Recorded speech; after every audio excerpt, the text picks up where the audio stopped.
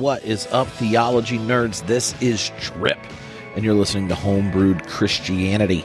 Since the year of 2008, we've been bringing you ideological ingredients so you can brew up some zesty thoughts, ideas, faith, all out on the interwebs. And today, this is a special episode because, one, it's a return visit from Gerardo Marti, Sociologist of Religion at Davidson in North Carolina, but he is bringing us a lecture.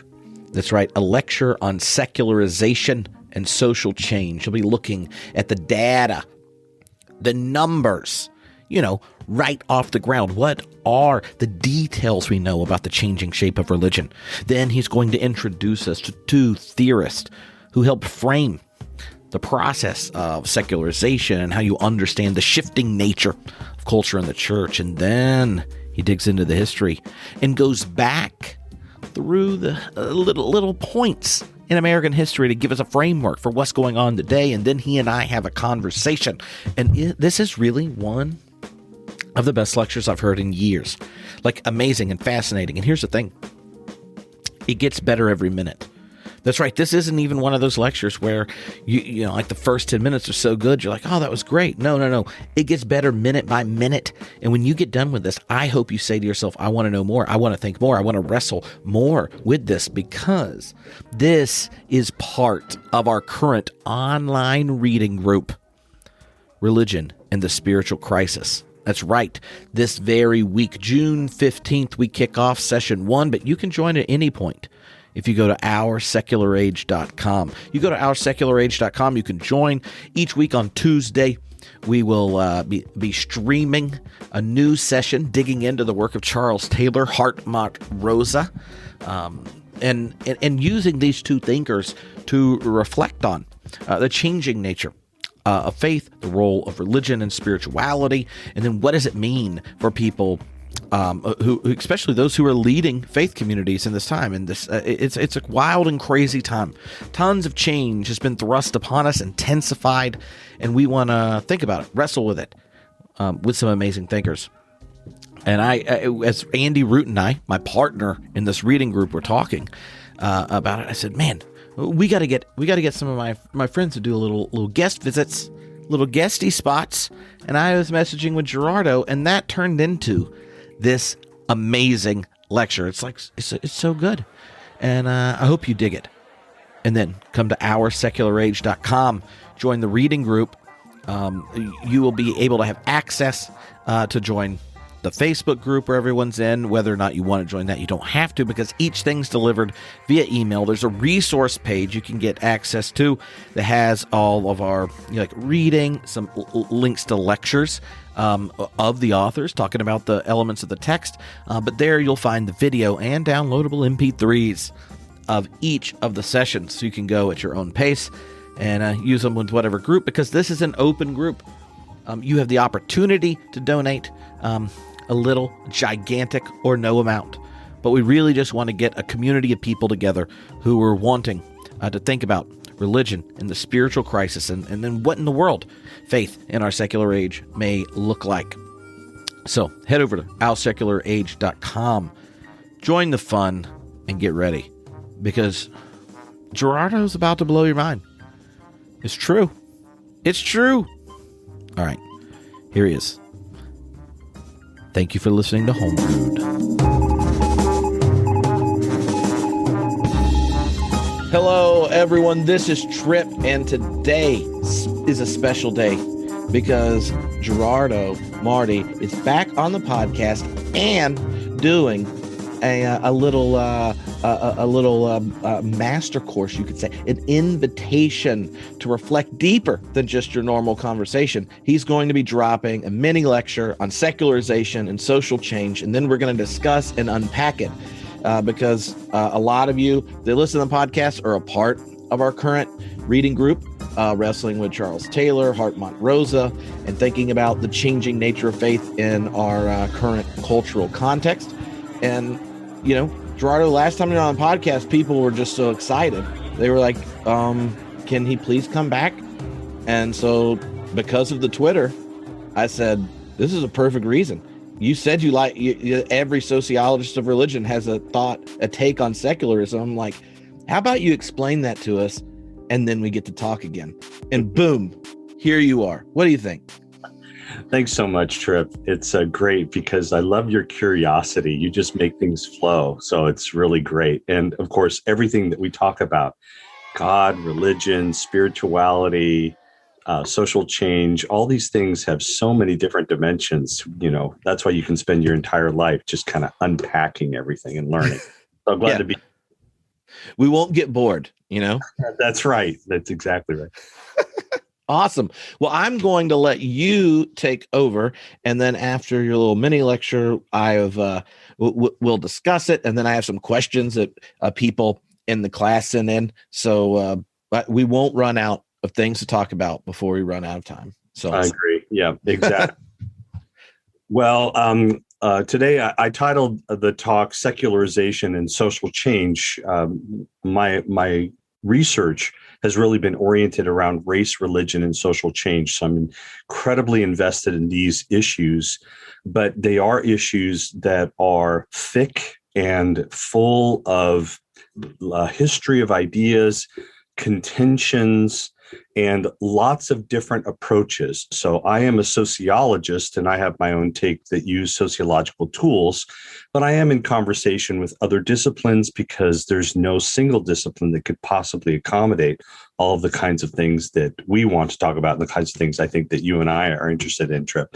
So secularization is a broad and abstract term, just like capitalism or theology. And so there's no way that I could somehow summarize or even neatly package what this would be. And many people who are listening may have also had all kinds of readings and opportunity to think and have done their own research. And so what I'm going to share today is sort of like my sort of starting point for the conversation. It's not meant to be comprehensive. And of course, other people could contribute and maybe even at points might disagree. But I hope that this is useful. For many people, the starting point for understanding issues of secularization came from Harvey Cox, particularly the book, The Secular City. And there's one larger insight that comes from Harvey Cox that I think is very much worth visiting and revisiting. And it's this, that to understand secularization is really to understand the vast social changes, social, economic, and political, of the past 400 years. Now, I use the word 400 years for a reason, and we'll go back at the end to revisit that. But when we talk about secularization, what we're really talking about is social change. And once we get our minds shifted to thinking in a much broader term about social change, I think that we start to ask better questions. And we also become more quickly dissatisfied with a lot of the things that are quickly presented in an offhand way as secularization. So I'm going to talk about three things, or three sort of thematic areas in this talk. I'm going to talk a little bit about statistics. I want to talk a little bit about theory. And I want to talk a little bit about history. So you can already see the ambition of what I'm trying to do here. Obviously, I'm not going to give you everything that there is to know about statistics and secularization. There's no way we're going to be able to unpack all the theoretical perspectives that relate to secularization. And of course, the history is multiple and varied, and also is going to be different depending on what region of the world you're going to be talking about. So there's a lot to talk about here, but I decided to throw it this way, just again, to provide some buckets for us to throw things into and move on from there. So I'm going to start with statistics. Most people, when they think about secularization, the starting point has to do with changes in the level of something. And so, for example, one of the most popular is the growth of the religiously unaffiliated, or what's often called the nones, N-O-N-E. Those are people who mark no particular category when asked about their religious affiliation, or they refuse to answer. And what we have seen in surveys is a marked rise in the number of people who are religiously affiliated as we typically measure them. in surveys. And a lot of these numbers seem to date from the mid-90s forward. So because of a sharp rise that appears to happen from the mid-90s forward, there seems to be some sort of seismic shift that people are trying to understand, which is a combination of panic or scrambling, and have initiated all kinds of strategies, fundraising, offhand explanations of different sorts. But I think this might be the beginning point for just about everything that people typically think about when they think about secularization.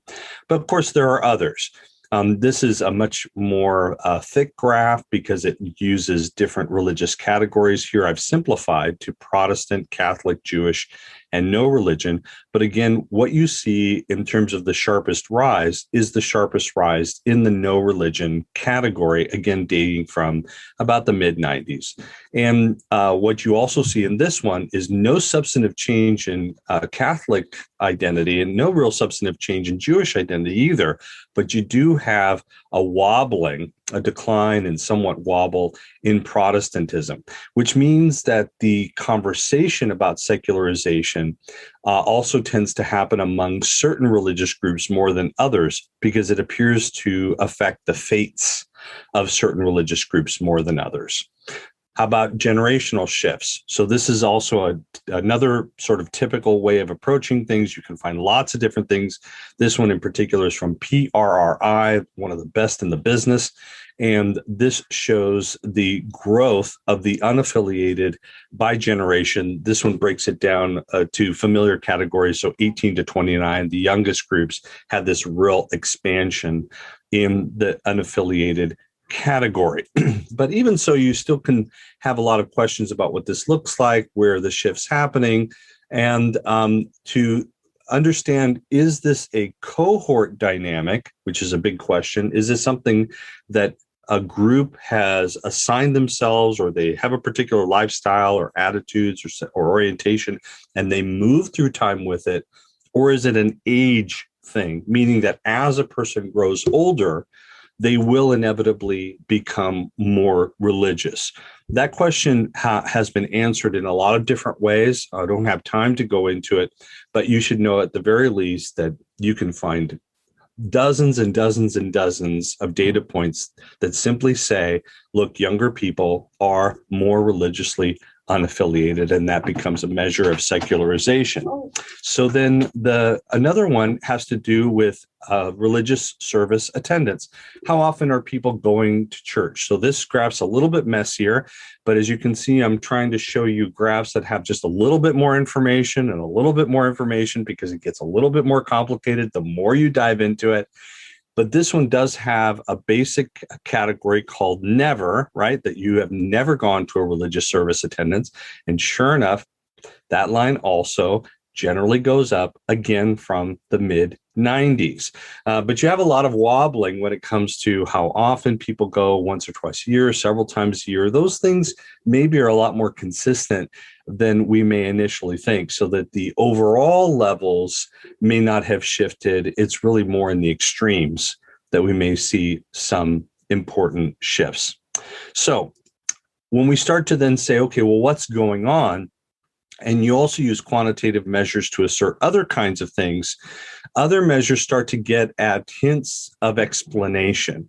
So this is a particularly interesting one, I think. It's drawn from World Bank and Pew Global Attitude Survey. And what you see is a connection between the percent of people who say religion is very important and the GDP per capita of nations. And so when you look at those things, what you see is you can have a distribution amongst entire nations of the world as to the level of religiosity that you have. And so generally speaking, the more westernized, sort of European you get, the more likely it is that you have greater levels of wealth, and that greater level of wealth appears to be related to a lower percentage of people who are highly religious, or at least self-identify as seeing religion is very important to them. Even there, the United States is always an outlier. The United States is always the one that steps out and is always more religious than other westernized or industrialized or other kinds of terms like that nations in the world. So there's a whole subset of literature that talks about why is it that the United States has a greater level of religiosity in comparison with others, even though they may have outstanding levels of wealth and industrialization, etc. I won't be going into a lot of that, but I will say that as I move forward, I'll have some indications of what might be distinctive about the United States and the way in which we, as sociologists, may talk about those kinds of things. Okay. So also, of course, what strikes here is the level of economic development, which plays right into the hands of talking about capitalism. And if we're going to talk about secularism and capitalism, then, of course, we've now moved to the next category of theory. So in theory, the most important voice probably in this conversation is going to be Max Weber. Max Weber wrote hundreds and hundreds and hundreds of pages, and they're all fascinating. Max Weber is absolutely brilliant. And Max Weber, in my mind, has the virtue of clarity. Now, it's not the kind of clarity of a blog post. It's not the kind of clarity, you just kind of go to the business shelf and pick up a few things. But I do think that his ideas are consistent, they are neatly laid out, and there are many ways of approaching them. So a little bit of patience goes a long way with Max Weber. All of them are essays of various sorts, and so they are organized in very different ways. Economy and Society is really an unfinished work that was put together after his death. But nevertheless, all of these things start to orient around some key ideas. And what you get is a very long understanding or a long sort of discussion about the relationship between economics and religion. And so this is where we now start to add a few more concepts to our toolbox. Secularization is often referred to a lot of other concepts. Each of them, of course, are distinctive, but I want to give a moment to talk about each of these. So one is the notion of disenchantment. Disenchantment is a very vivid concept to me because it's the idea that when Luther lived in the world, he believed that when you were in the woods, there were sprites in the woods, and you had even reason to be afraid because you didn't know exactly what was going to happen to you. And when I go into the woods, I don't assume that there are sprites that live in the woods. And basically, I just want to make sure that I'm not lost. And I want to make my way. And there may be all kinds of signs that just say, here's what you do. And may have even set up the whole thing in a very nice, consumer-friendly way. Disenchantment has to do with the removal of a sense of the supernatural guiding all aspects of the world, so that as you enter into the world, the atmosphere of the world is thick with spirituality, and everything takes on meaning because the relationship between the physical material world and the unseen transcendent world are immediate. If they're not parallel, they are even more so deeply connected in such a way that I explain the world based on unseen spiritual realities. Okay, so that's a picture of disenchantment. And thinking about disenchantment really will take you a long way because it's such a fascinating way to think about the phenomenological experience of secularization. Okay. Then the next term is rationalization. Weber spends a lot of time talking about rationalization. I think it is one of the most useful things that comes from Weber, and that is that as you move forward in the modern world, there is a greater and greater demand of having reasons, meaning that you can actually explain what happens and why, that there is a causal explanation to make a connection between this leading to this, leading to this. And that rationalization is to make very explicit why things happen the way they do. So if a person says, I am the king, well, in a world that is still enchanted, it might be because God made me the king, or that this is the way it has been set up, and there may be a mythology that orients around that, and it is just accepted as the way of the world. But once rationalization takes root, you have to explain why you are king. And so then being the why of the king then has more sense of explaining the histories and traditions, but also the obligations that are intended to being king. How are these role relationships established? How do you enter them? How do you exit them? And how are people related? So rationalization readily leads to bureaucratization. It is the increase in legal systems. It is the increase in the writing down of rules. It is the notion of contracts and contracts being expanded. So rationalization just has to do with somehow putting centering, if you will, of knowledge and making sure that things happen because they make sense in a particular way. Now, the most important aspect of rationalization is instrumentality. So when you read Weber, and particularly the first chapter of the giant multi-volume work, Economy and Society, he talks about 4 different approaches to the world. There are 4 sort of orientations to social action. Those actually map on readily to 4 forms of domination. He actually makes them 3 forms of domination because one is just the nature of habit, and really he thinks it's not worth talking about habit and custom. More on that in another time. But essentially, instrumentality is the means-ends connection. Instrumentality is that you do things because you expect something to happen. And so the instrumentality is really a bit like a formula, or even in a grander sense, the scientific method.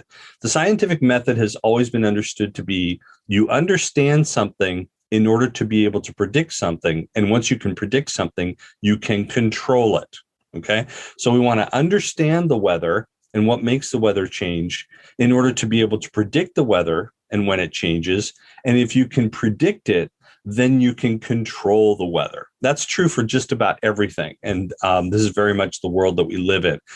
I'm using science because it's a really great example, but instrumentality works in every aspect of our lives. I was watching a movie the other day, and it was talking about a guy who wanted to pick up girls. And so he read a book on how to pick up girls, and he was using techniques from there. Well, that's a form of instrumentality. Forms of instrumentality are so saturated into every aspect of our lives that we will use it for everything, including something like, how do I date? How do I find someone and fall in love with them? There's actually somewhere a process, a series of questions that will guarantee that in an hour's time, you will fall in love with each other. So that is another prime example of instrumentality. So instrumentality, the moment at which you start to go, okay, this leads to this leads to this, you are now moving in the realm of secularity, because what you're doing is you are taking it out of the unknowns or the whimsy or the unpredictability of the gods or of providence or of the spirit moving. And instead, you put it under human control, where the human being is able to, through a series of conscious acts, strategically move from one place to another to make things happen. And so instrumentality is one of the key aspects that Weber would forward, I think, as an aspect of what's involved in secularization processes. The fourth, and again, these are not exhaustive, but the fourth that I want to add is calculability. Again, I really like calculability, like these other notions, because it makes me think about things a little differently. Here's a little example. I'm not going to read this, but calculability is a term that I learned from Weber in reading Economy and Society, because what Weber starts to talk about in sort of the midst of the medieval age and in its heights is the way in which everything started to become calculable, that there were numbers being placed on things and that they were being counted, and then processes of accounting were being formalized, and the ability to count and measure and weigh and to be able to take stock and to evaluate and to be able to look back as well as to project forward. All of these things related to calculability for him is central to understanding the emergence of capitalism the way it is today and the force of capitalism. So you can see how these things can begin to work together. You can see how disenchantment and sort of then this notion of rationality and then instrumentality and calculability, you can see how even in just a few minutes, these notions can all connect to each other. They all highlight different aspects of vast social changes that are happening in the world. But for me, Weber offers a compelling entry to understanding secularization using concepts like this, because they point to the way in which different approaches to the world, the experience of the world, the way in which I enact my own self to engage in the world, and then the way in which entire social systems can then orient around these principles. So the way in which we act together, we all act in relation to rationality, instrumentality, and calculability. So all those things seem to matter. So let's move on, only to at least say that Max Weber is not the only person who has said something about secularization, or at least whose theoretical orientation connects to secularization. I want to at least give you one other name, and that is Ulrich Beck.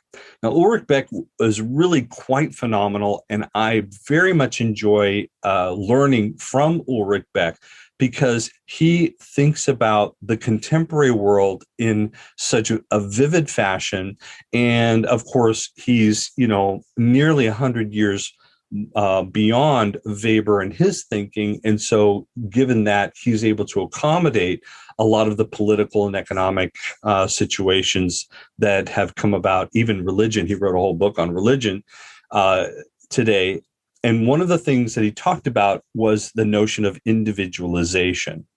And I won't be able, again, to talk in great detail about this. In fact, I talk a lot about Ulrich Beck in The Deconstructed Church, the book that Gladys Gagnon and I wrote together.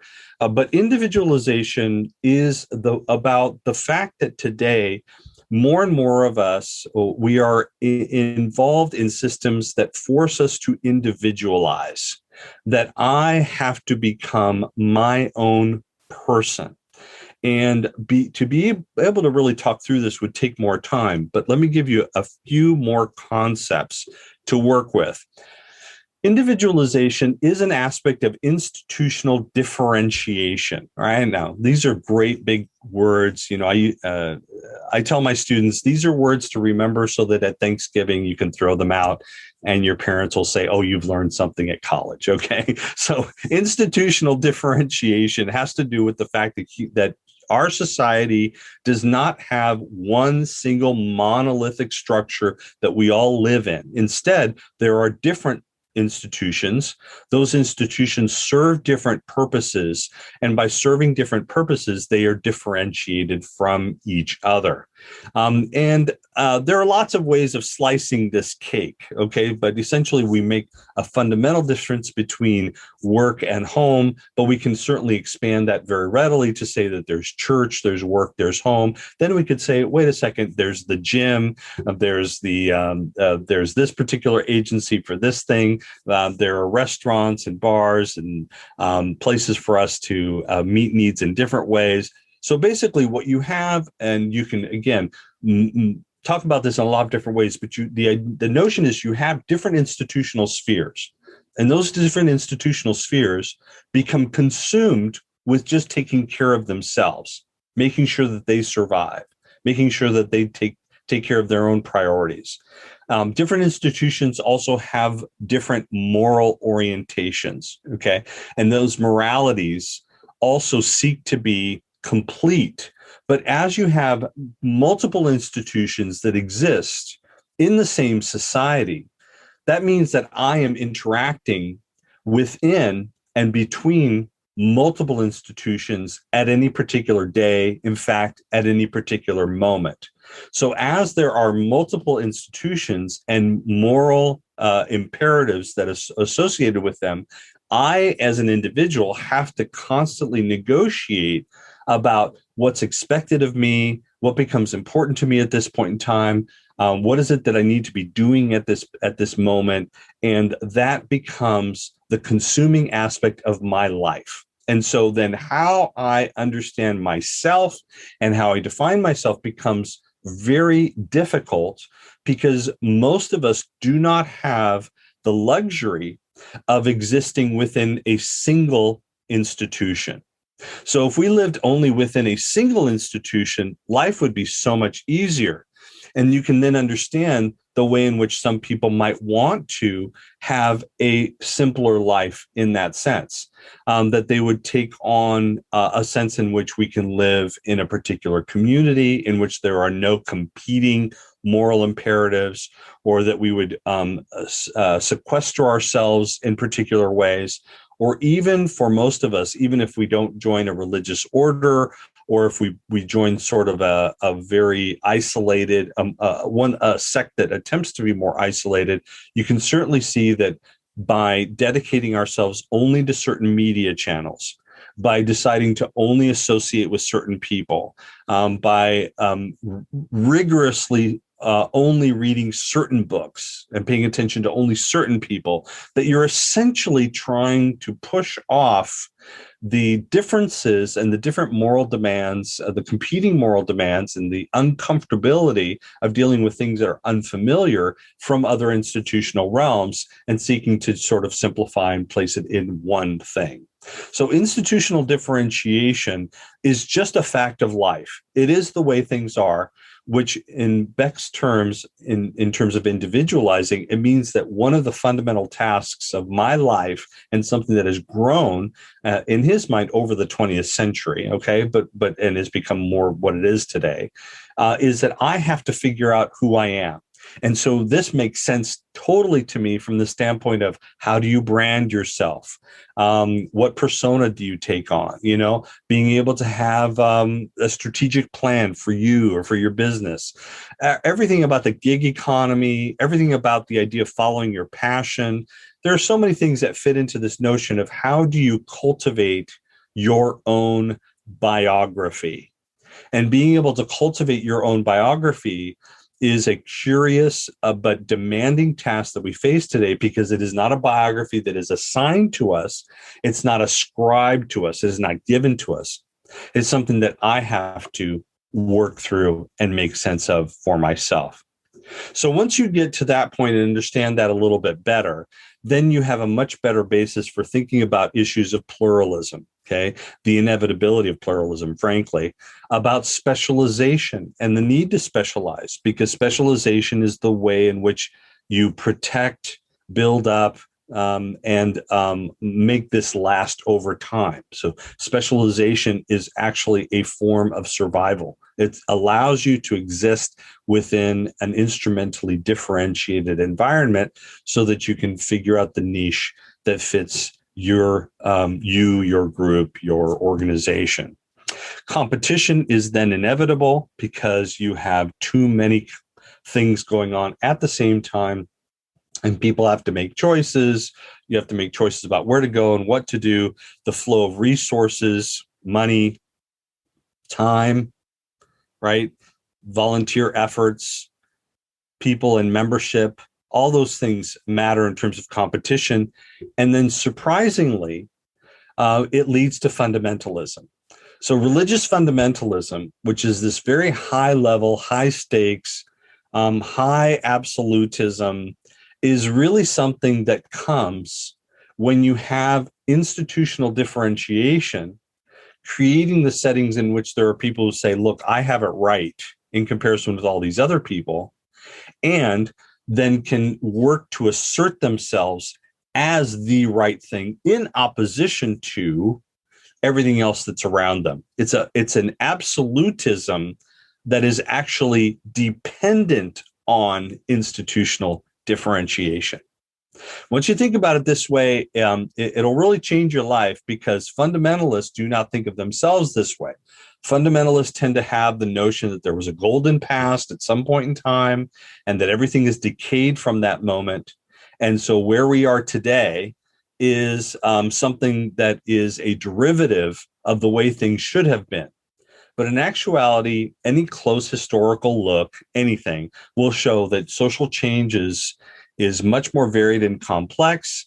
There have always been competing groups in various ways, but there's something about the world that we live in today that is actually more set up than any other for groups to create these self-sustaining, self-referential, sort of self-absolutizing ethos and mythology, so that they can then kind of continue to live that, and then they just ignore all the various ways in which they do participate in other institutional spheres. So even the most radical fundamentalist usually has to go somewhere to get their car fixed, for example, or maybe to have their medical needs taken care of. And I realize that there are forms of fundamentalism that actually reject those things. So I realize that, just know that institutional spheres are porous, even when they attempt to be absolute. So let's move on. We'll get back to this point of fundamentalism because it's more. Also, just for a moment, to talk about the unique situation in which we live in today, where the channels for information, for media, for the flows of information, and for the different slants that take there, all of these also play into secularization, because any assumption of secularization, again, is the idea that whatever it is that you think is most sacred and that people should be caring about, they're not paying enough attention to.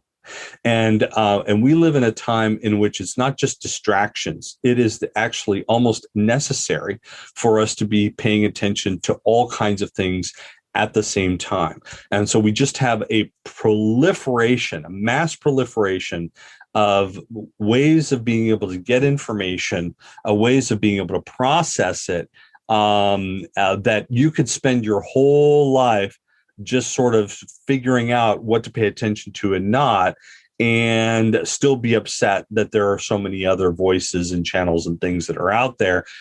So being able to think about that is another aspect of things, because it ties into notions of propaganda, ideology, the challenge of knowledge creation, creating shared communities. All of those things are all also, to me, part of the conversation on secularization. All right. So we've talked a little bit about some statistics. We've now been able to dive in a little bit more to theory. To me, the issues and questions become much more interesting once you get a little bit of theory under your belt, and there is more to explore. But I also want to give just a few minutes to talk about history. So the book that I'm reading now that I'm really enjoying is called Religion in the American Revolution, an Imperial History. And I want to throw this out because I'll tell you, this scholar has spent a tremendous amount of time investing energy in cultivating this particular history book. Years of research, years of archival work, and I am learning something just about every page. And the whole perspective of looking at religion transnationally, okay? She is looking at transatlantic Christianity. How is it that the Christianity that was happening in England as America was being colonized and formed, and what does that all mean for the nature of the American Revolution? So it is a very ambitious work, and I'm finding that it's recalibrating my understandings of a whole lot of things, which is particularly important today in a time when many of us are thinking about Christian nationalism. We're challenging notions of Christian exceptionalism of various sorts. And a lot of those come because people think, that somehow America started in 1776 or 1787, perhaps with the ratifying of the Constitution or something like that. But really, we have to understand that when America was born as an independent nation, it's really like going into the middle of a book and assuming that you understand what's going on. This is a thick book. It goes way beyond whatever we think we know at the beginnings, and most of us have a very poor education in this regard. So that book is particularly helpful for expanding our historical horizons and coming to terms with religious currents that are still important to us in the United States by going way back to those transatlantic connections and the transatlantic dynamics that were going on. All right. So I admit to you that I am cheating here because I have not finished the book. Okay. I'm still reading the book, but I've learned so much that I want to at least throw out a few things in relation to this notion of secularization. Most of the people that probably listen here, who are part of your network, Trip, they understand that British Christianity around the time of the American Revolution had very different players. It was a religiously diverse place. Okay. So of course you have the Anglicans. We won't talk about the history of Anglicanism, but essentially we know that you had something called the Church of England. And then of course you had the dissenters. And the dissenters are people who pushed off from the Church of England, and they felt that they had a better way. They had all kinds of arguments about those things, but they were seeking to establish their own alternative institutions. But the third and perhaps most interesting group for our purposes are the awakened. And the awakened are the people who pushed off from not only the Anglicans, but also the dissenters, because they felt that all of them had gotten it wrong, and all of them had basically been folded into these sort of dead and tired ways of approaching faith. The awakened are the true believers. The awakened are the people who really wanted that heart religion. And so if we think more about the awakened, I think that we actually, for the moment, I'm going to suggest that the awakened give us leverage for thinking about secularism in an entirely different way in the U.S. context. So to quickly review, the Great Awakenings, first, second was particularly important for us, third later on, and some people consider the mid-60s as a fourth awakening. But the Great Awakenings was a time at which there was a call to a heartfelt, personalized, hot faith. And that it was one in which I was dedicating my whole self, my whole life to God, and that I would follow the dictates of what God would have me do as I dedicate every aspect of my life to Him. And the reason that the Great Awakening becomes so important is that because the Great Awakening, of course, this form of religion was never the dominant form of religion in America. Okay, these were people who were they were barred. They set up guards at the roads against these kind of people. These people were put in jail. So the Great Awakening, as much as it defines a lot about American religion, the Great Awakening was never majority. And people who think about the world only from the terms of the awakened tend to see in their minds that the world has always been awakened, that there was always a religious orientation to people's lives. It was just sort of the direction in which it was given, okay? And there's lots of historical evidence that would show us that that really quite wasn't true, okay? That human beings never really had that kind of full-throated, absolutist, 100% zealous dedication, and that the ability to do that is actually quite unusual.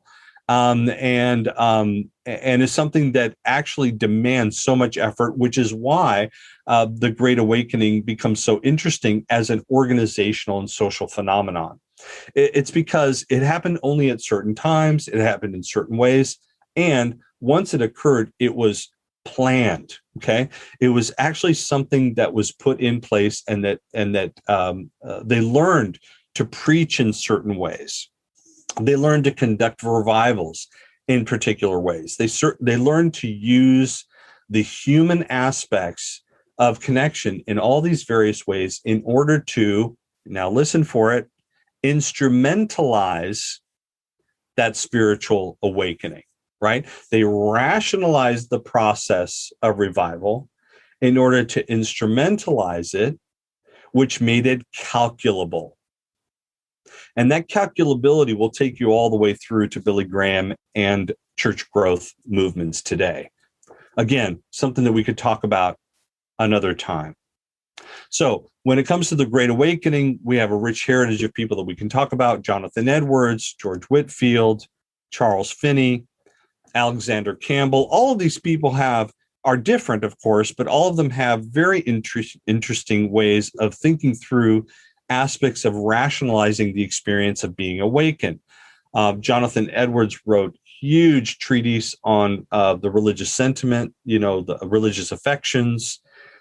George Whitefield was very deliberative in how he planned for revivals, and then had to think about how to fund them, and eventually made the really odd and horrendous choice, in my mind, of wanting to establish an orphanage based on slave labor, using the profits of slave labor. So in other words, he wanted to do charitable work based on the exploitation of others. And that feeds into a sort of imperial mentality that George Whitefield had. But here we have a very interesting case in which the instrumentalizing of the charitable and revivalistic work that he wanted to do was based on other developments that encompass the rationalization of the world in other ways. Because basically you're coming to a way of understanding that you need to do this in order to accomplish this other thing. That's a fascinating aspect of George Whitefield. Charles Finney, if you read his work on revival, Charles Finney is the one who came up with the anxious bench, or what we think of as the altar call. The altar call is, again, it's another instrumental means of being able to get people to acknowledge their sin, to repent, and to give their lives over. The conversion process becomes something that is event-oriented, and it is planned. It is event-oriented, and it is planned.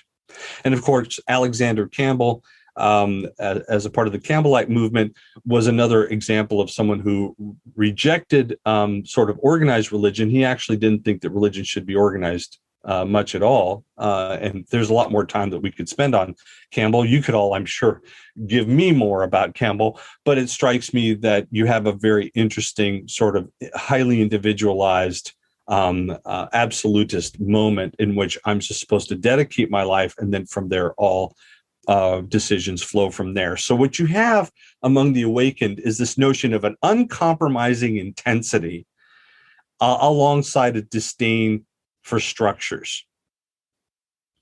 And this is more popularity in a more popular way. It's the difference between having monuments and having a movement. I've heard more than one sermon where a person says, we'll never become a monument, we're a movement. And this word movement is fascinating because I don't think that they recognize that what they are doing is they are playing off of a fundamental theme of secularism. Because what they are trying to say is that the world is organizing itself in a particular way. We need to give ourselves over to this particular framing, and we need to be able to have that be consistent with all we do. We don't exactly know what's going to happen quite, but we know what we need to be dedicated to. So it's vision-centered, it's purpose-centered, it's mission-driven, it's centered with zeal. And that zeal, if you don't share that zeal, which is very hard to maintain, okay?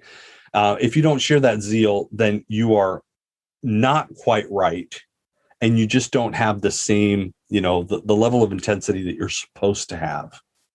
And so to whatever degree you don't have that, that becomes a measure of secularity, okay? Because zealous people are supposed to be, they go to everything. You're supposed to be at everything. So your attendance to things should be high. The monetary commitments that you make are supposed to be high.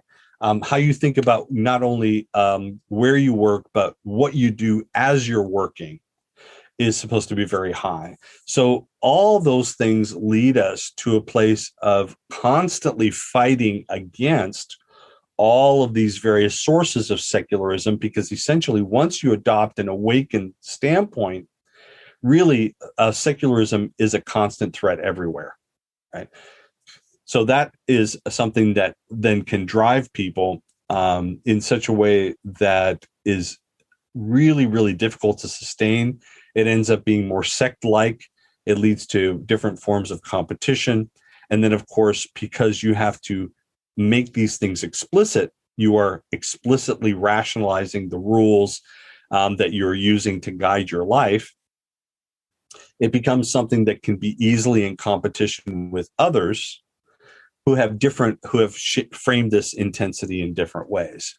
In fact, and this is a freebie because I hadn't planned on talking about this, part of the enthusiasm for Donald Trump as a president and the way in which you see different religious factions coming together that have historically not gotten along and argued against each other is because they have been willing to substitute the intensity of a particular religious dogmatism for the intensity of a sort of political dogmatism. And that political dogmatism it's too hard to kind of lay out the platform and all the things. So it's radically simplified. And the easiest simplification to make is that this is a person who has been anointed by God. We just need to support that person, whatever that person says. And that is essentially a way of moving away from established structures to have an uncompromising intensity and a disdain for structures, right? And in other words, to move away from the monument and to embrace a movement. That, man, I just gave you a short talk on QAnon right there. All right. So if we move forward into the implications of monument movement, one of the major examples that we can give is about the Jesus people. The Jesus people movement in the early 70s, and this encompasses a lot of different groups many of you may know or have even participated in. For me in Southern California, the closest connection to the Jesus people in an organizational fashion would have been Calvary Chapel in Costa Mesa, Chuck Smith and others. But there are others. And this is a way of moving more towards this notion of intensity and movement. It is a form of awakening. It's a transformative but also a romanticized awakening. And surprisingly, all these people who had thought of themselves as a movement all of a sudden found themselves to be the monument that had to be fought against. And so that colored and had its own implications for the development of American evangelicalism. But I think what's interesting is this notion of immediacy versus dogmatism. Because again, as you get to believe that things have to be immediately hot, then there's an immediacy to religious faith that becomes in its own way uncompromising, and it also surprisingly leads to new forms of dogmatism. So when we look at something, for example, like the 4 spiritual laws, and I started thinking about this in relation to this because most of you have probably heard of the 4 spiritual laws, Campus Crusade for Christ, Bill Bright, and it's a very simple sort of formula. Essentially you have sin, you have God, you're disconnected, Jesus bridges the two, and that's how you go. And what's interesting to me about this is that this appears to be a form of religious intensity, okay? The evangelism, the essentialization of the message, the move towards conversion, and the push for that, okay? But I want you to also look at the 4 spiritual laws as a radical instance of secularization. Because what you have here is you have a way in which there is a rationalization of the faith. There's a lot of things that have actually been disenchanted by being placed in this little pamphlet. And you have now an instrumentality. You are lost, but you can be saved. So how do you do that? And then you make it calculable, because every form of four spiritual laws is essentially a formula. It is a way of being able to calculate where you are now, make an assessment, to then be able to do something which you're being told exactly what to do, so that you can then go, boom, I made it. And then you're set for life, right? And so those four spiritual laws are a strange aspect of secularization. It is radically disenchanted because you don't have to wait for the Spirit. Just the occasion of receiving the pamphlet and reading it is in and of itself supposed to be the work of God. It is rationalized, it is instrumentalized, and it is calculable. So when you look at something like the four spiritual laws, and there are lots of things that I could show you that look like this, it just happens to be a good example. Law 1, Law 2, Law 3, Law 4. You can see that it is actually a form that really intriguingly combines a religious intensity that becomes a form of dogmatism, which is really, in its own way, manifesting all the qualities of secularization that they wanted to avoid from the beginning. And so you have this really intriguing thing that I'd like to share with you, which is greater secularization leads to greater religious intensity. Greater secularization leads to greater religious intensity. So I'm going to run through this quick because it's interesting, but if I had more time, I would love to talk about the connections to our societal system of believing America as Christian and the idea that our entire social and political order should be a Christian one.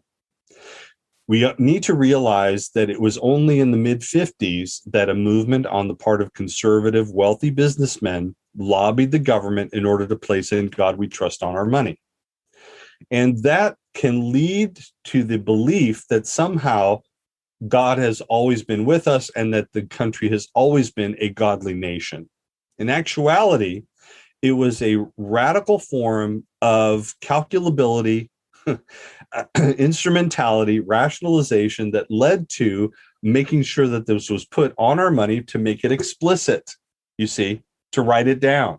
And that explicitness is something that is characteristic of a broader system of the capitalist order.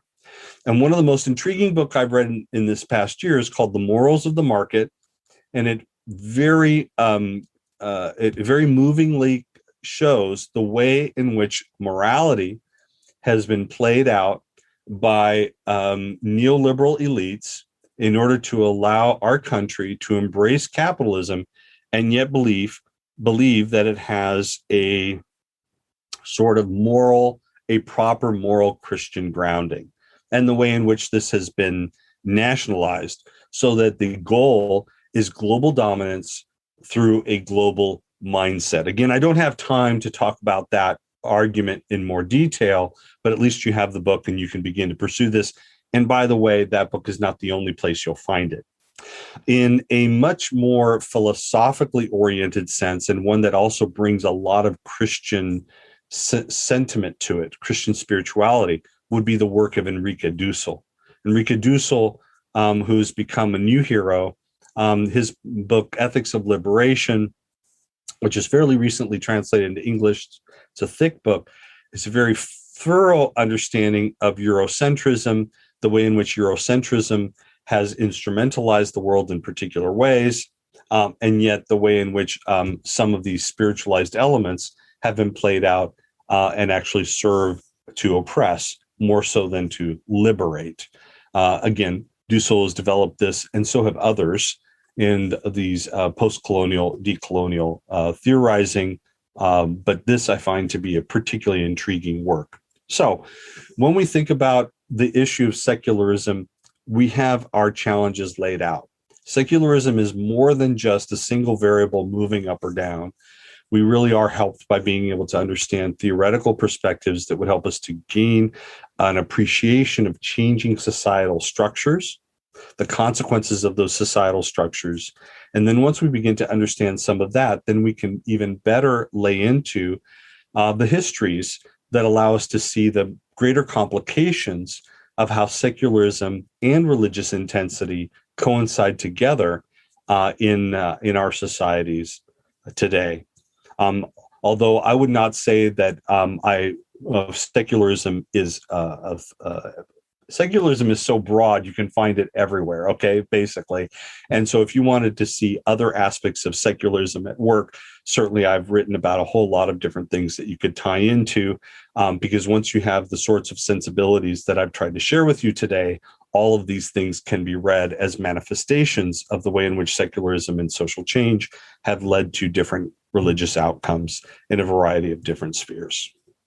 Trip, that's it. Thanks. Awesome. All right. So I know we have a little bit of time to discuss some questions. So forgive me if it went. No, I would take a look. Once when you said that the four spiritual laws were a product of secularization, I was like, oh shit, that's good. That's good.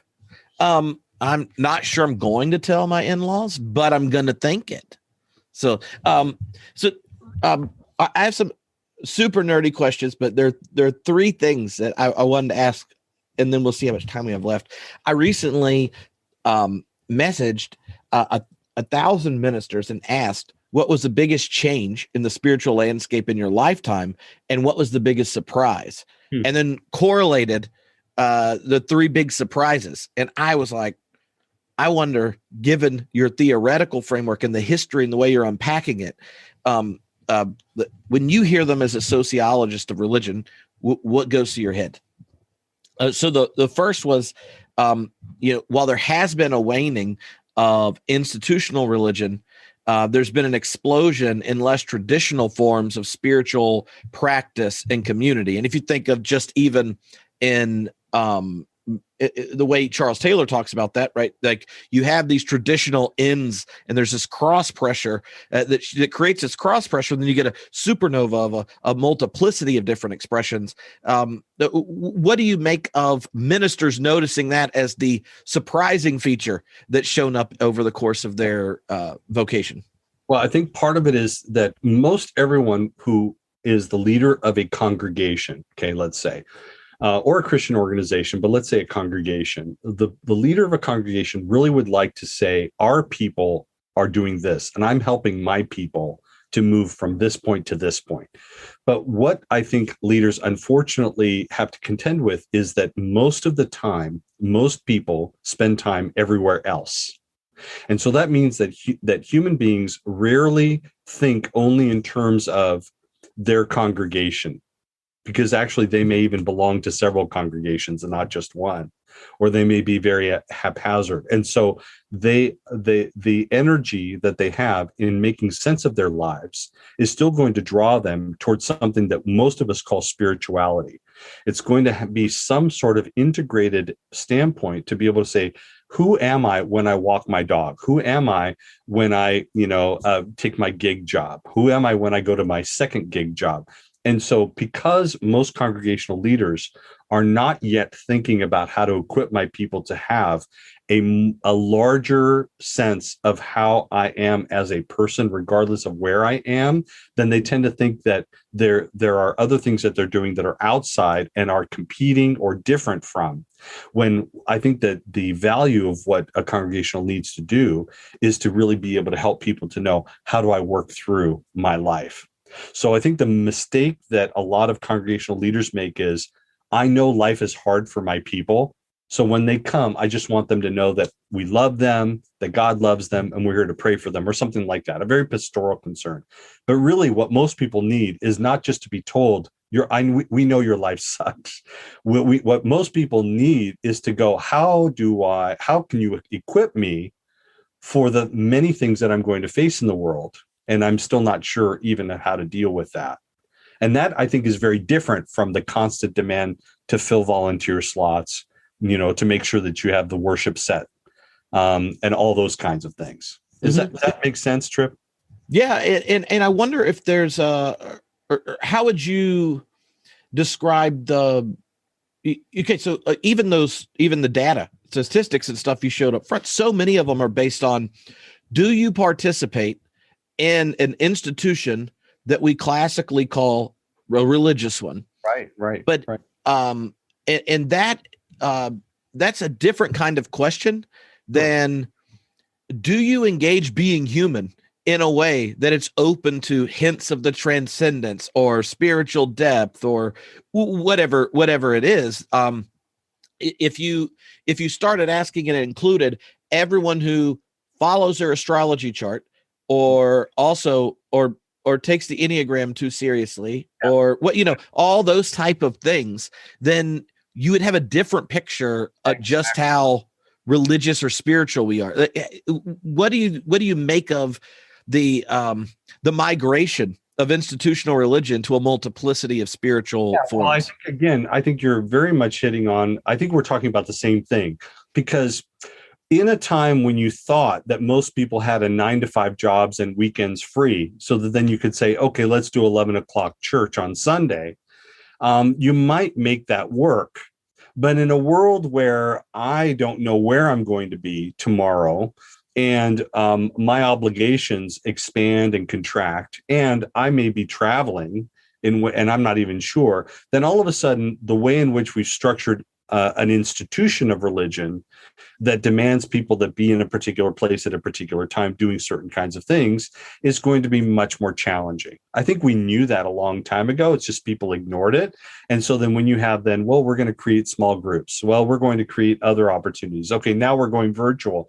What you're really doing is it's a Band-Aid to kind of say, we'll multiply the points of contact and still count for what it is, what we used to call Sunday morning. But really, again, what we need to do is we need to move to a place where we say, what is it that we help people to do to connect with people in this much more fluid and challenging environment where we're having to manage our lives, and also, again, confront the multiple, ever-changing moral confrontations that we have in all these different spheres of life. If I have so many kids, I probably have as many moral issues to deal with as I have kids and more. So, and I think that our churches are still assuming, oh, we're all having dinner, every day. Oh, my kids will listen to me, like things like that. And I think that really we just have a more challenging. So I don't question the vocation. I certainly don't question that there's a need, but I think that there's a more radical retooling that is required if we're going to confront where people are actually living. And so the old way of doing things, and I am going to call it old, of saying we're the church for people who don't care about church, you're still trying to do church. And the problem is that people find it very difficult to be a part of any church, even if it's the church that I don't want to be in or something like that, right? The irony of that. It's more that I've got to position myself not to create a new type of institution that people will see as a haven. I think instead it's a more bold assertion that people are not experiencing havens anywhere and are having to move between all these things. So how can we create a ministry that moves where people are already at?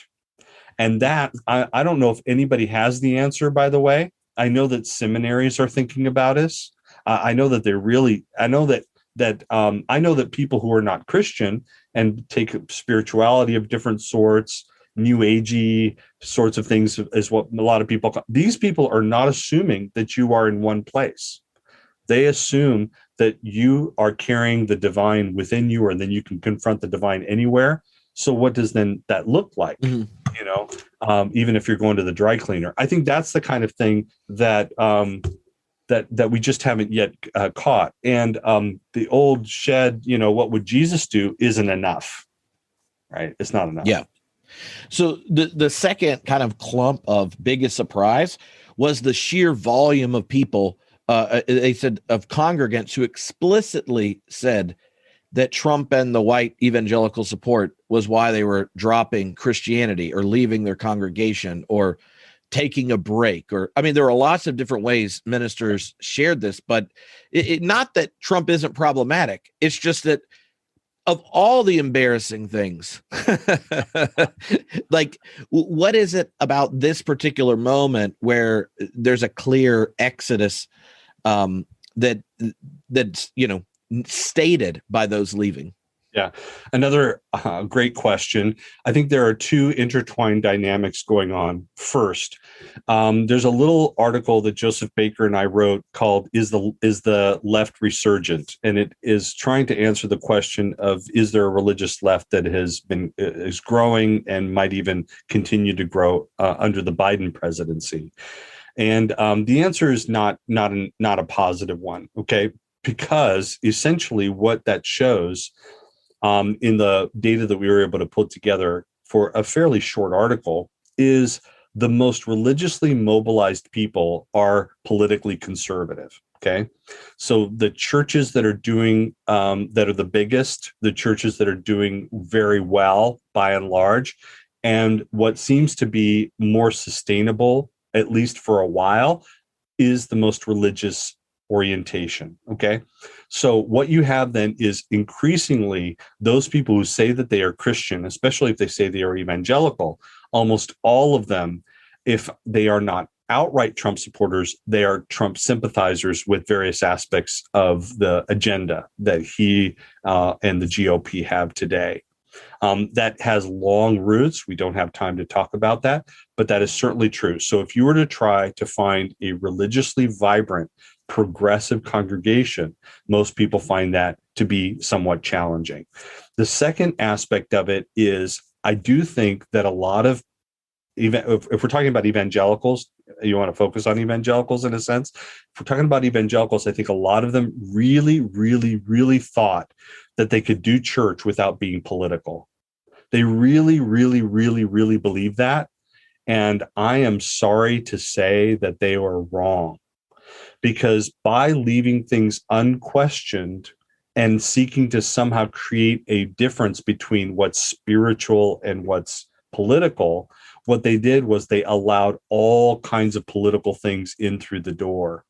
And so all the things that the language has been used and subverted in conservative circles from the 1930s and 40s onward, by the way, it's a long thing, about families and what it means to be a family, about the centrality of marriage, about what it means to work hard. I mean, all these different things actually orient towards particular political and economic agendas, even if you don't think they do.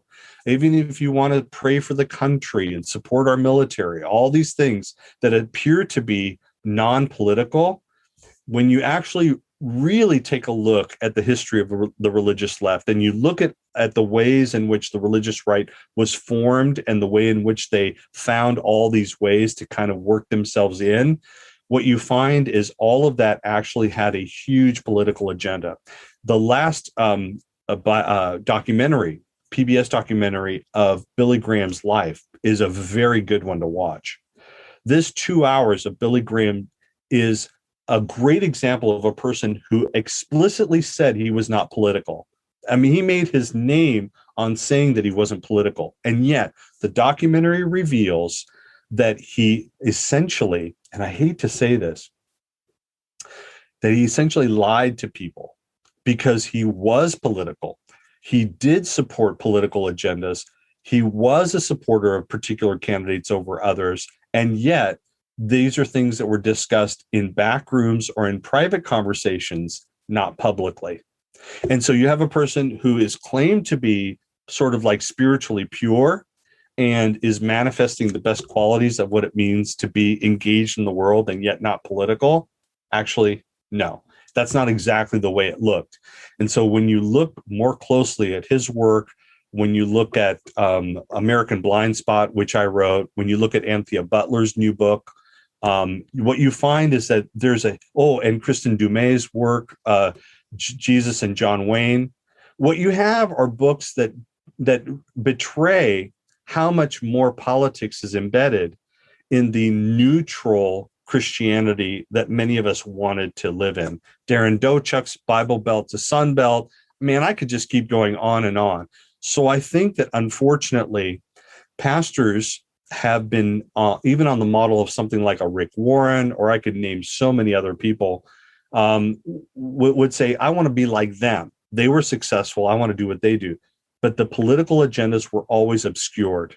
So what the Trump presidency did was it was a reckoning, because the Trump presidency exposed, and also, by the way, the Obama presidency, it was just more of an undercurrent. I mean, Rick Warren would be the first one to tell you all of the flack that he got by praying at Obama's inauguration, because he was supposed to be politically neutral. And somehow that didn't translate into being able to pray at the inauguration for the duly elected president, right? Instead, it became seen as a betrayal of the principles that he supposedly held as a Christian. And so what we have then is a revelation for many people of what was always there and has been there for a very, very long time. So I think that whether we like it or not, our pastors need to learn how to name and recognize political realities that are occurring in their congregations, and to be able to confront those in the same ways that they would confront other kinds of sins or other kinds of issues that might need to be re-examined in their lives. I mean, I even the language, that you were kind of saying back about, he was supposed to be spiritually pure, and that meant without a political agenda. Right. Like, you've already done something to Christianity and, well, any of the biblical religions if they have no political agenda. It's like somehow Billy Graham transubstantiated Moses telling Pharaoh to let my people go into a vision where you clap because he plays golf with Pharaoh, right? Like, there's this maneuver that happened, and I think that part of the Exodus, or at least this is what I've been thinking. I wonder what you think about this. Part of the Exodus was more white Christians realizing that by being part of evangelicalism, they were already doing the most necessary part of white supremacy, namely normalizing it. Right. Like, you're part of the very institutions that preserve it.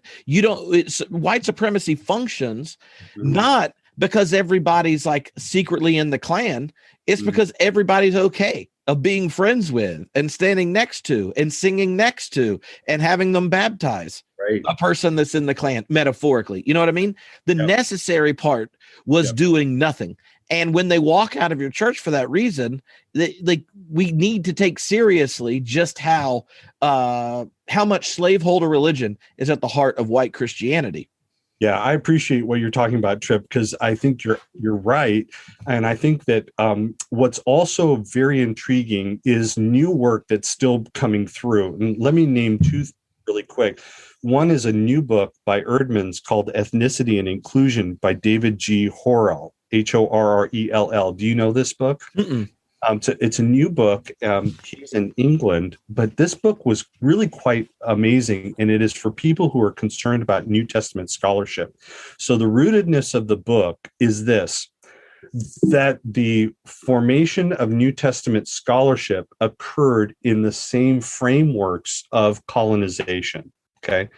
And once we understand the way in which the philosophical and scholarly apparatuses that fed our understanding of the critical New Testament text and how to interpret it, we now come to understand better all of the presumptions, the racialized presumptions that came into the interpretation of these biblical texts.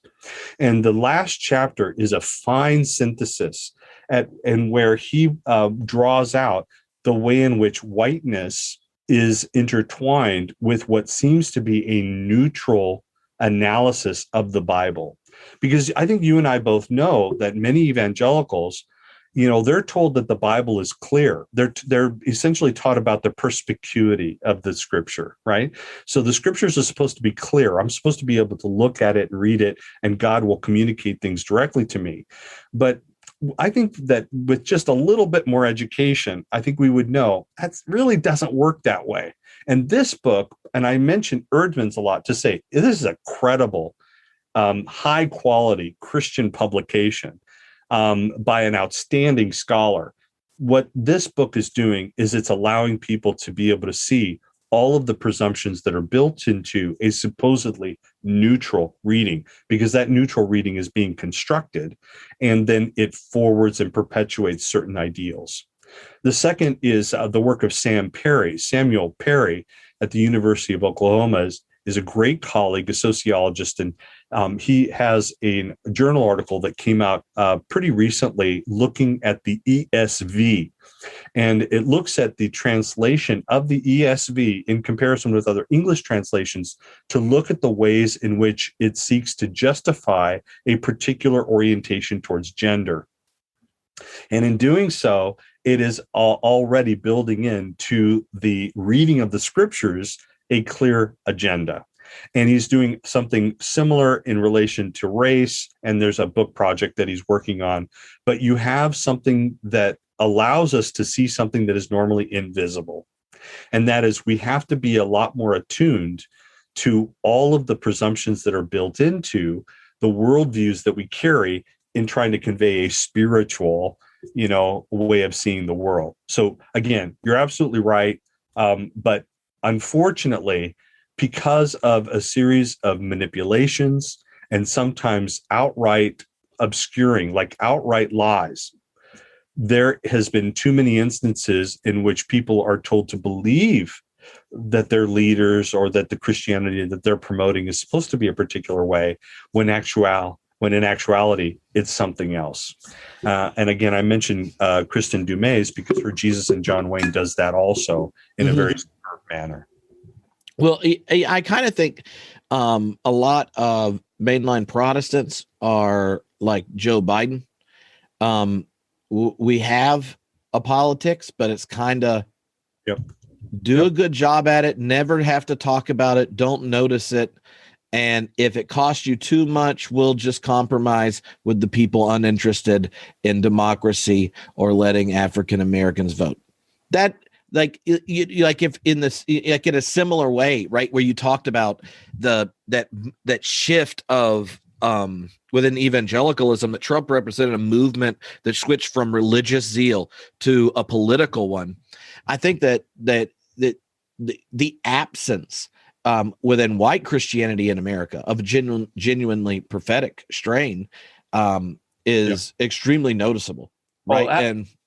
And again, I've written about this. Certainly, when you look at somebody like Robert H. Schuller, in the book that Mark Mulder and I wrote called The Glass Church, he makes it clear. He says, we do not have a prophetic ministry. he says we don't have that because he doesn't see that as his role. But that doesn't keep him from being absolutely pro-capitalist, and it doesn't keep him from orienting his church around the white suburbanites around him, and it doesn't keep him from, when it matters to him, actually engaging the political arena. Because at the moment at which the tax people came to his door and said, hey, what you're doing here is not just church. You're doing these concerts. You have a Ticketron unit on campus. Okay. So we're going to collect taxes. And he all of a sudden came out strong politically about the separation of church and state. So what you have are these various ways in which a supposedly neutral path of growing a church and ministering to people is embedded within a lot of politically oriented actions and implicit support for other people. I mean, his right-hand person for most of his ministry was a campaign person for Richard Nixon. So you have a lot of things that are connected there that are important. And again, I wrote American Blindspot in order to give people at least a foundation of history, to be able to at least get a starting point for all the things that they're not taught. And wherever we go with these bans that are going on right now against CRT, perhaps there'll be a generation of children that will never get the information that we're talking about today. So American Blindspot may not be allowed in your school, but you can certainly pick it up and you can share it with your own family and your own friends about what actually orients.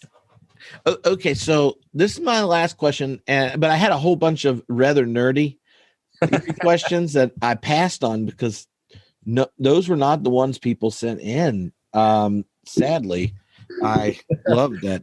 But here's something that was going through my head based, like as you were talking. I mean, when you got to Ulrich Beck's stuff after Max Weber, you talk about the kind of individualization process, and in one sense, mainline Protestants' cultural dominance in America was when the dominant church trusted all the external institutions to be part of one cohesive whole, right? So the mainline Protestants worked really good with the civic order and the political order and the economic order, and you succeeded at a mainline Protestant church by churning out really good citizens, voters, workers, and you as a good citizen and worker were helping those institutions demonstrate more godly values or whatever, right? Oh, we're going to get a new safety net, new labor laws, better minimum wage or whatever. When you get the rise of evangelicalism, there then becomes a kind of antagonism towards all three, the political, economic, and religious spheres, and then they need to dominate them all. And evangelicalism, that you see that trajectory, or at least what that Beck was talking about in the megachurch, right? It seeks to have one giant institution. That's for right. all those institutions, because we don't trust any of them. That's and right. In fact, we have a good story to tell ourselves. We're okay undoing the integrity of any institution in order to get control of it. Think the Southern Baptist Convention. Think January 6th. Think whatever it is, like voter suppression. We will ruin it. Think of what fishy things have happened at Christian business leader meetings. I mean, and I had never connected the dots that once the lack of confidence, right, or really religiously right-wing suspicion towards all these institutions, Yep. evangelicalism and the megachurch kind of became the beating heart for justifying the degrading of any of those institutions in order to coerce the culture, the state, and everything into your religious story of domination. No, that's absolutely How right. How far-fetched is Tripp's? No, I'm with you, Tripp, because really what you're doing is you're playing right into my hands. Talk about the difference between the Anglicans, the dissenters, and the awakened. Yeah. Essentially, if you see the main line and the establishments, sort of like the quote unquote liberal establishments that had been the assumed, is sort of like the winning out of the dissenters. The winning out of the dissenters in American history. But those dissenters existed in relation to these awakened people. And these awakened people who said, wait a second, that's not the way it's supposed to work. No way, we can't do that. And so from the 50s forward, the cultivation of conservatism in America was to establish separate organizations, separate curriculum, separate universities, separate parachurch organizations, separate, all these different things, separate voters, voter guides, and candidates for them to vote for. And all of that effort came to fruition under Donald Trump. What we have in Donald Trump is the triumph of the awakened. No real sense of what it means to manage institutions, but a hot belief that there's certain uncompromising intensities that should be at play. And what they were willing to admit is that it's racialized, right? That it has its own form of dogmatism, and that it was also self-seeking and self-referential. So all of those things then have had consequences, because basically it was already an impulse that existed in the United States. We just didn't know if it would go this far. And now that they've come this far, what you have then is factions within them. Because essentially, once you then take over the apparatus of power, then now you have new opportunities for new groups to say, you're the monument, we're the movement. And it continues to fracture out from there. But it is very destructive along the way. Right. Oh, man. All right. This has been a complete blast. And if I wasn't about to pick children up from school, I would just keep talking. But it's been so much fun. I'm definitely going to look forward to doing it again. I anticipate everyone in the class to have so many questions that I'm going to start badgering you again to show back up, because really, I'm going to say they have questions so that I could ask you my nerdy theory questions that I didn't get to. Because, well, we definitely opened a huge can of worms. It's a fascinating area, but what we're talking about is trying to understand the world. Mm-hmm. So, and we're there, I'm hoping to be helpful in doing so, but it becomes hopefully more generative, not so much like, oh, here's the answer. Oh, thank you for that definition of secularism, instead to be able to adopt a heuristic framework that allows us to generate new insights and be able to ask even better questions. Awesome.